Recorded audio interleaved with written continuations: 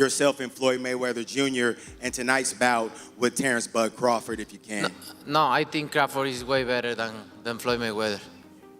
I don't judge, and the old timers didn't either, fighters chronologically as much as I do by the amount of fights they've had and the amount of punches they've taken. I judge them that way. Because he definitely has the skill of a top five, just that he hasn't had the opposition that some guys were able to get. And that's not his fault. He just made one of the best fighters in his weight class look like nobody.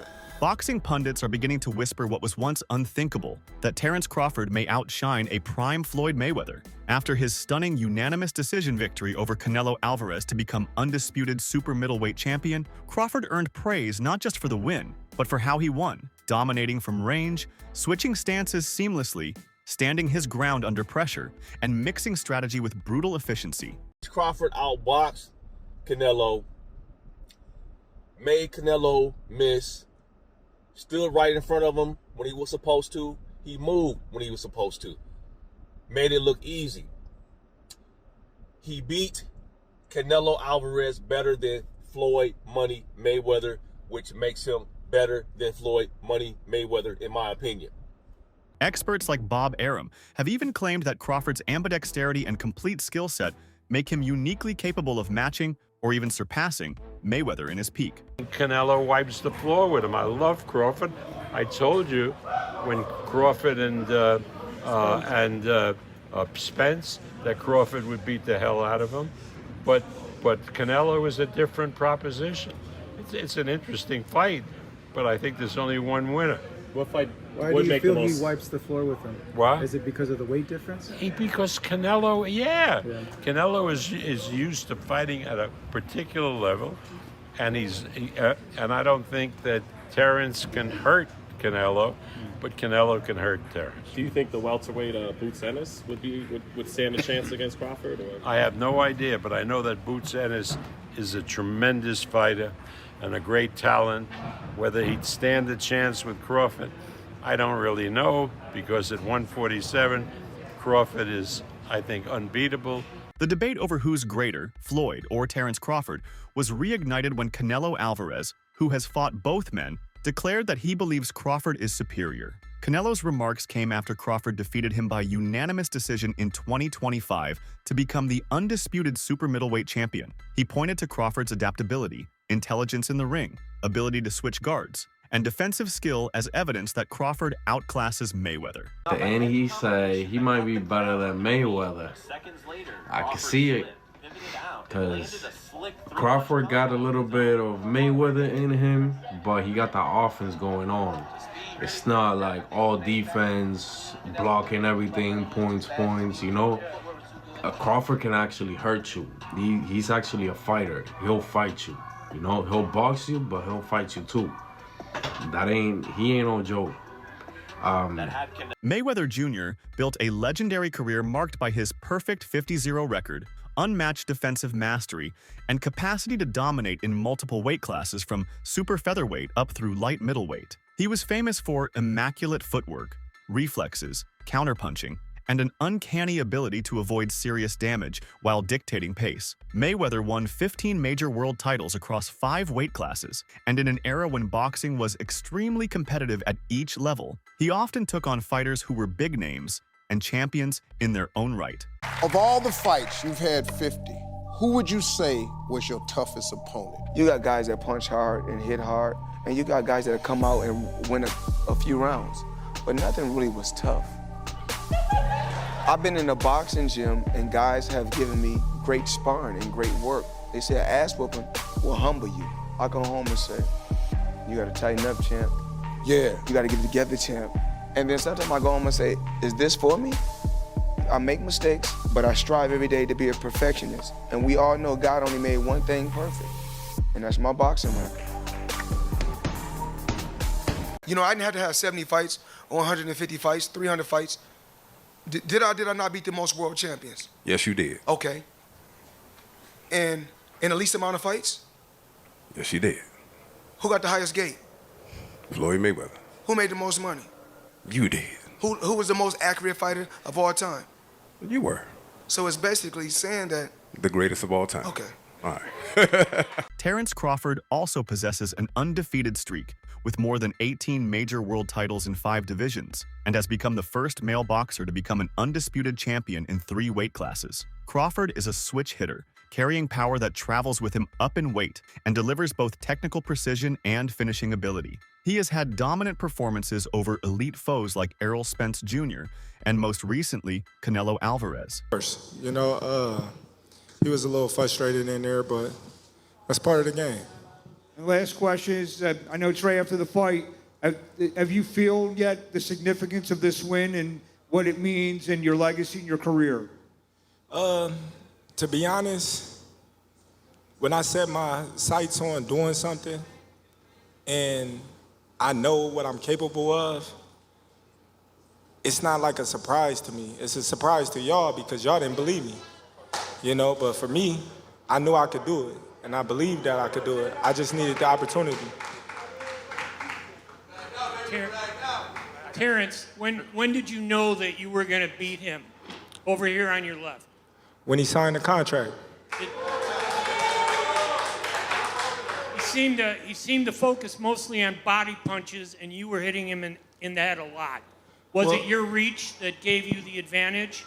It was everything. You know, he wasn't hitting the body or anything. He was hitting my elbow because I was blocking it. But, you know, I think I was the better man tonight. Crawford's recent fight against Canelo proved to be one of boxing's landmark moments. Crawford moved up 2 weight classes to challenge Canelo for the undisputed super middleweight titles and came away with a unanimous decision after 12 hard rounds. The judges scored it 116, 112, 115, 113, and 115, 113 in his favor. Crawford's strategy was simple. He controlled the ring using sharp footwork, precise jabs, and well-timed counters, while also absorbing Canelo's power and pressure without cracking. Despite a cut over Crawford's right eye from an accidental headbutt, he never let the momentum slip. The win made him the first male boxer in modern boxing to become undisputed champion in 3 weight divisions, pushed his record to 42-0, and cemented his place among the sport's elite. To be honest, when I set my sights on doing something and I know what I'm capable of, it's not like a surprise to me. It's a surprise to y'all because y'all didn't believe me, you know, but for me, I knew I could do it and I believed that I could do it. I just needed the opportunity. Terence, when did you know that you were going to beat him? Over here on your left. When he signed the contract. He seemed to focus mostly on body punches, and you were hitting him in the head a lot. Was it your reach that gave you the advantage? It was everything. You know, he wasn't hitting the body or anything. He was hitting my elbow because I was blocking it. But, you know, I think I was the better man tonight.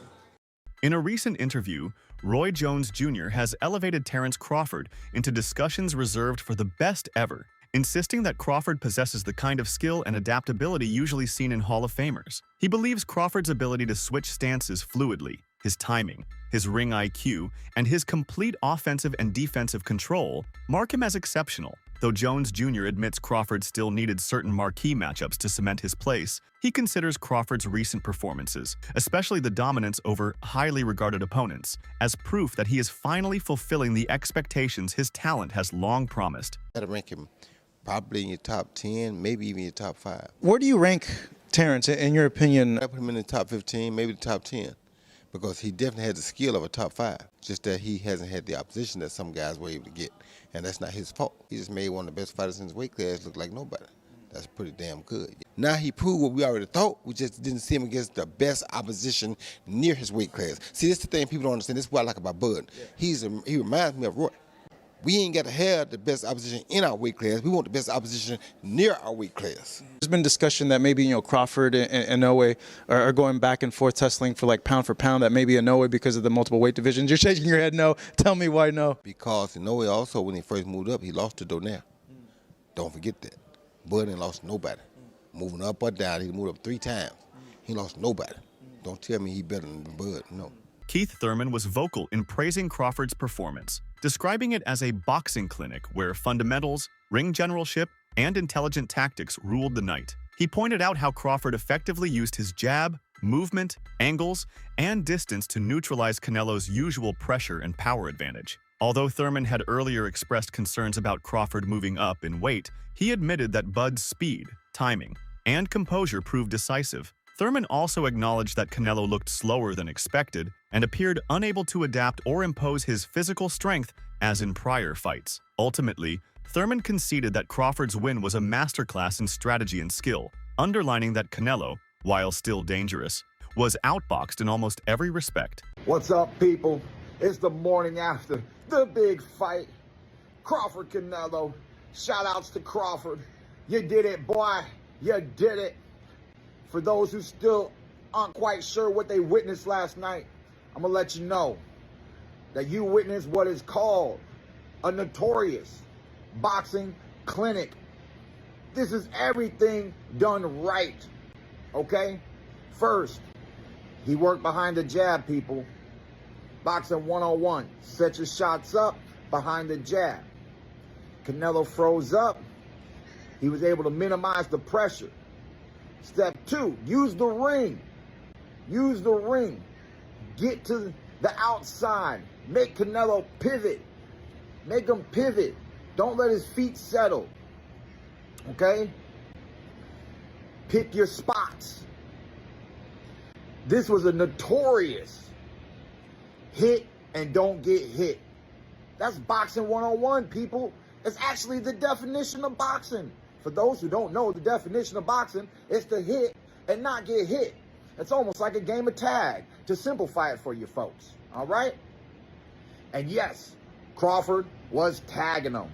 Not just with the jab, moving, but he was able to do another key factor, which is get respect in the ring.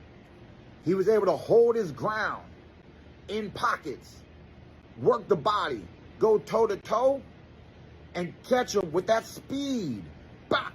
With that speed, the straight left, the little uppercuts and the hooks to the body. Like I said, people, it was a clinic.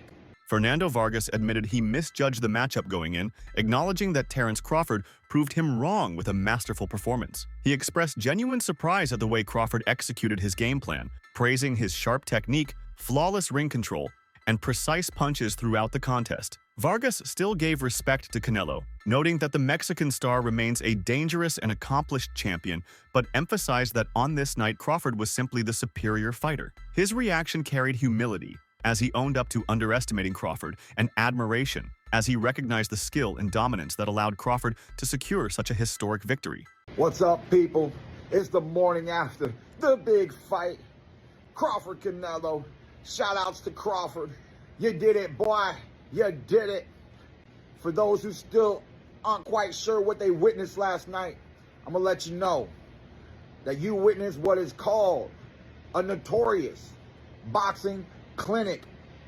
This is everything done right, okay? First, he worked behind the jab, people. Boxing 101. Set your shots up behind the jab. Canelo froze up. He was able to minimize the pressure.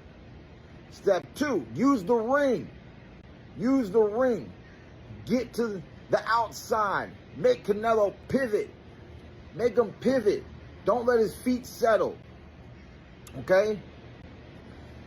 Pick your spots.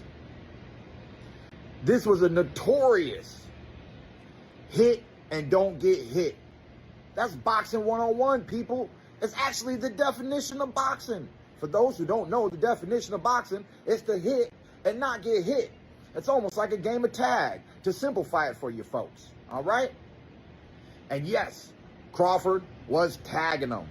Not just with the jab, moving, but he was able to do another key factor, which is get respect in the ring. He was able to hold his ground in pockets, work the body, go toe-to-toe, and catch him with that speed. Bah!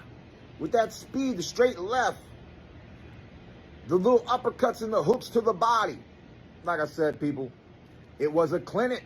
Fernando Vargas Jr., son of Fernando Vargas, has also offered his take on the recent fight. Vargas Jr. points out that Canelo's career has already been incredibly demanding, with around 70 professional bouts under his belt. Such a grueling schedule, he argues, inevitably takes a toll on a fighter's body, reflexes, and overall sharpness. While Canelo remains one of the sport's elite names, Vargas Jr. believes that the years of high-profile battles have slowly drained some of the explosiveness and drive that once propelled him to the top. He notes that Canelo's power does not appear as punishing as it used to be, and the eagerness that once characterized his rise now seems less evident. The weight was going to be too much. It definitely wasn't. Yeah, it definitely wasn't. I ate my words up, you know what I mean? But... ¿Recuerdas de esto? ¿Puso esta foto? Sí. Fue hace como 2 años. Sí. Good. I was like, no, I'm not talking right now. I have a new bro. You want one?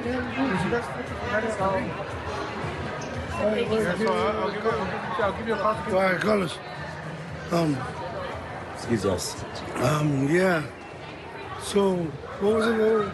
What do you think happens next for both Canelo and Crawford? I think that, man. You got it. Bud, I always knew that Bud was a great fighter. He can work both guards, orthodox and southpaw. Amazing talent.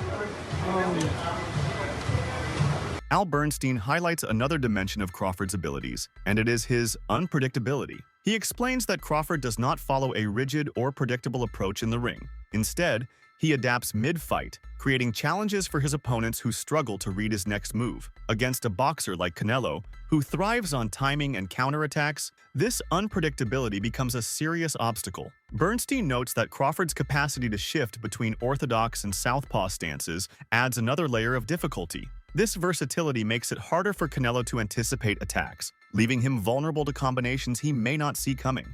Most fans or most people would probably say Crawford, I'm guessing, because that's a big part of how he's won, and everybody feels that and rightfully so, that the way he's figured out, he's constantly changing from lefty to righty. He's a person that alters his attack. Sometimes he's a boxer, sometimes he's walking people down. Canelo's style is more the same in most fights. He is a counterpuncher who's waiting for you to make your move so he can counterpunch you. Then when he has you in trouble, he's willing to move forward. His attack is a pretty straightforward one. On the face of it, you might say Crawford, but I think the thing about Canelo Alvarez is that he has seen every style that you can see. Teddy Atlas has heaped praise on Terence Crawford repeatedly, appreciating the underpinnings of his greatness beyond just his wins. He's spoken about Crawford's rare mental gifts, his timing, instincts, ability to read opponents and adapt mid-fight. Atlas has suggested Crawford possesses those X factors that aren't always visible in stats, such as craftiness, ring IQ, and heart.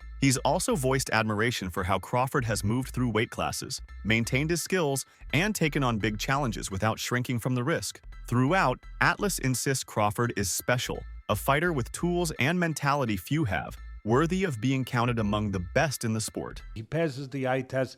Everyone he's been in there, he's won convincingly. I know with the Matrimore fight, people want him to win big. It was his first time stepping up in weight to 154, and it was a guy with 300 amateur fights, only had 10 pro fights, but he had 300 amateur fights, with the best international fighters in the world. And he had a very deliberate style, a very distinct style, a very awkward style in its own way. So people don't look at that.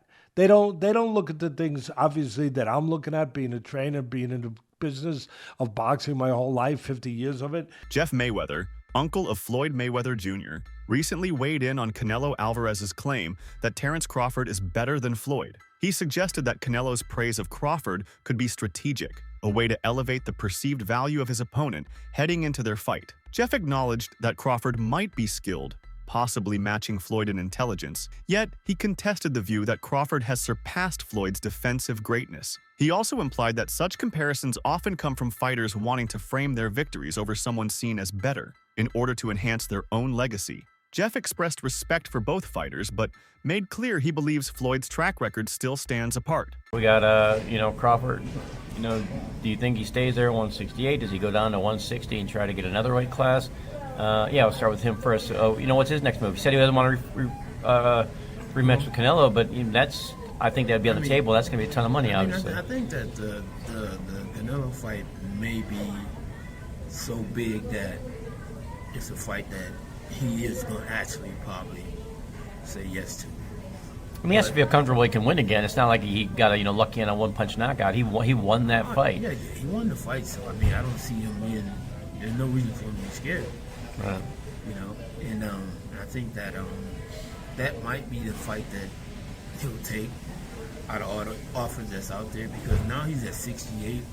He don't want to go backwards and go down in weight classes and things like that. Roy Jones Jr. suggested Terence Crawford might consider retiring after his monumental victory over Canelo Alvarez. Jones Jr. said that few fighters could match what Crawford has just achieved, implying there may be little left to prove. He praised Crawford's performance, particularly highlighting how moving up weight classes, facing a fighter of Canelo's caliber, and winning an undisputed title in a third division all underscore a career peak. While many expected Crawford to continue fighting, Roy's remarks stirred debate among fans and analysts about whether Bud should go out on top after this landmark moment. A very smart fight.